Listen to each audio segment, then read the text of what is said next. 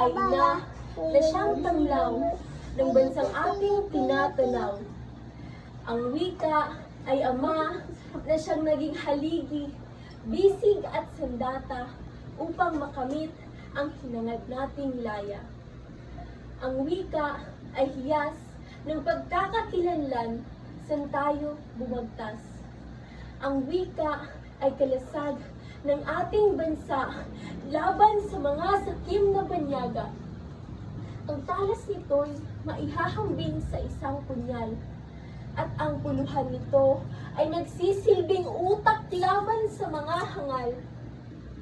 Sa aming puso'y umaahon ang mga masasakit na kahapon, ang mga wika ng aming lahi, salita ng kapayapaan at pag-asang tahanan, iyong naririnig, tanggapin at unawain. Sa gitna ng gulo at kalituhan, ang aming mga puso ay nagnanais ng kapayapaan, ang mundong puno ng pag-asa at pangarap. Hawak kamay tayo, sabay na lumaban, laban sa karahasan at digmaang walang hanggan. Itayo natin ang pader ng pagkakaisa, magtatag ng bagong himig na walang pagdududa. Sa bawat wika, kulay at relihiyon, tayo'y magkakapatid, iisa ang direksyon. Palayain natin ang ating mga sarili mula sa mga kadena ng pagkagapos sa mga api. Ngunit paano? Paano natin makakamtan ang ganitong layunin kung di magkakaisa at laging may suliranin? Kailangan nating iwaksi ang galit at pagnanasa sa pagtangkilik ng respeto at pangunawa. Sa bawat tawag ng pagkakaisa, makabangon ang boses ng katarungan. Kailangan nating isulong ang inklusibong pagpapatupad ng katarungang panlipunan na ating hinahangad.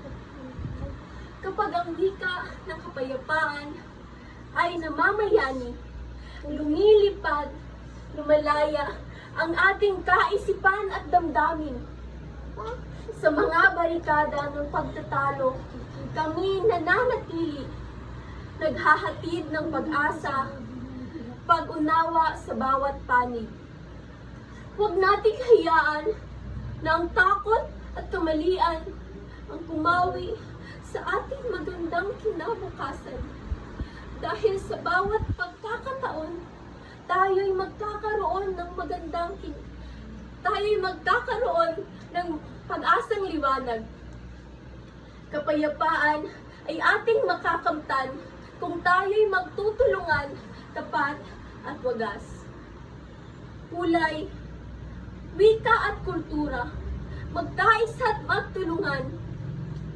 Sa iisang mundo, tayo'y magkakapatid, walang iwanan. Mundong mapayapa ang ating ninanais. Isang daigdig na walang hidwaan, puno ng pagsasama, pag-ibig at kabutihan. Dangal ng kapayapaan, seguridad at inklusibong pagpapatupad ng katarungang panlipunan. Kaya't tayo'y magkaisa sa awit ng bagong pag-asa. Mundong mapayapa ang ating isigaw sa bawat gabi't umaga.